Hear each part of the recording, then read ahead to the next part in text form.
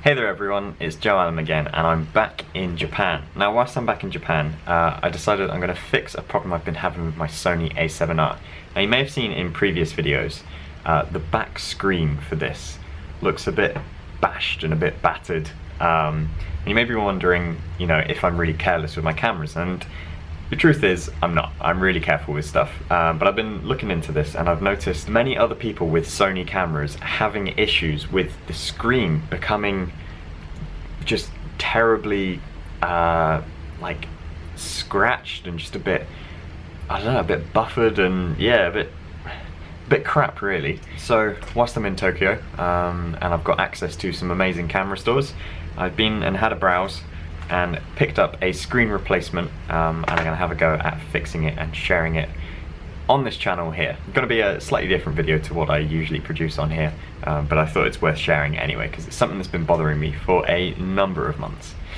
Okay, let's whip it off and get into it. So first and foremost, this is how the screen looks, and it just looks terrible, and when it's turned on you'll just see that it's actually kind of hard to see the image sometimes, which when you're filming makes it actually hard to expose and arrange.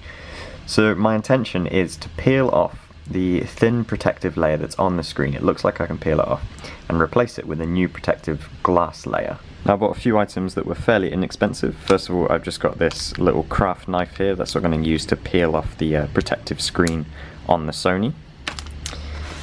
And then I got this glass screen protector. There were many in the shop, and I went for one that was specifically labelled for the A7R II. There were others for the A7 and the A7R, but I know that the A7R II has a slightly different screen size, so I went for this.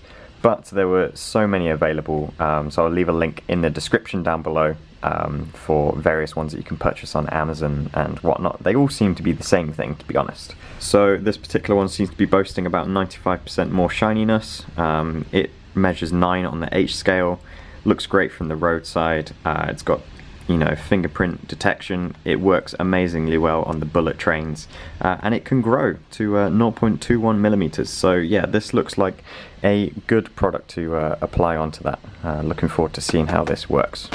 Now of course you can kind of see here around the edge of the screen there is a thin line. So, yeah, you can see there's just like a small lip just in there, and this is where I'm going to try and peel off. My intention is to peel off around the edges and then hopefully work it from there. Going to be very delicate here.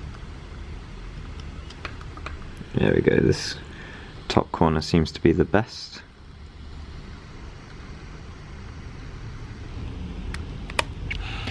I want to be careful not to distort the screen, so I'm just going to carefully roll it back.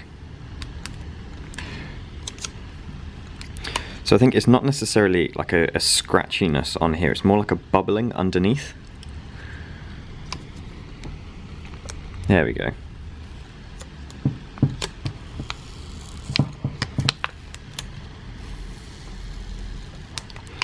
So this seems to be peeling off quite nicely, and you can see immediately that is nice and clean underneath there. Make sure we get right to the edge.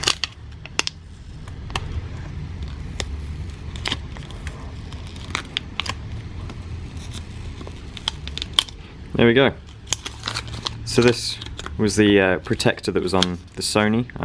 As you can probably hear by the sound of it, it's kind of plasticky. Feels a bit cheap now actually. And this is the screen with a few extra fingerprints, but is much cleaner already. Visible, you can see exactly what's going on there. So now I'm going to put on the new one.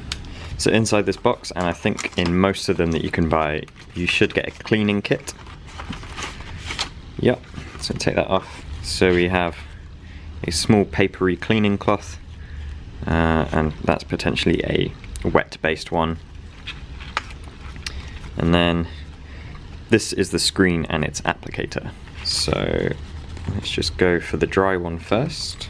Give this a wipe down. And then let's have a look what's in here.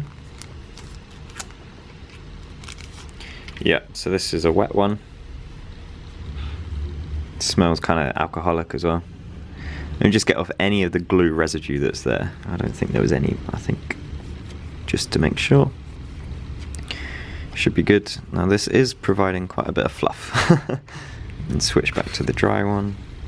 If it's anything like a TV, you may want to always go in the same direction so that it doesn't generate static, because static will attract the dust. I think that might be as good as we're going to get it. So now I'm going to take the screen applicator, and of course all these instructions are in Japanese, so there's no way that I can read it, but I'm pretty sure we peel off this layer. This is the underside, like that, and then line it up nicely with the screen. And of course, if you're using the A6500 or A6300, you want to make sure you've got the right screen for the right model, because these are all different sizes. So I'm now just going to line this up perfectly. Generally speaking, you should be able to just drop this on and the air bubbles will just fall out like that.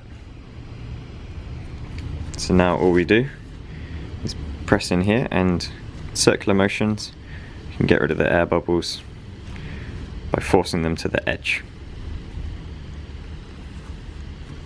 And now I should be able to just peel off this.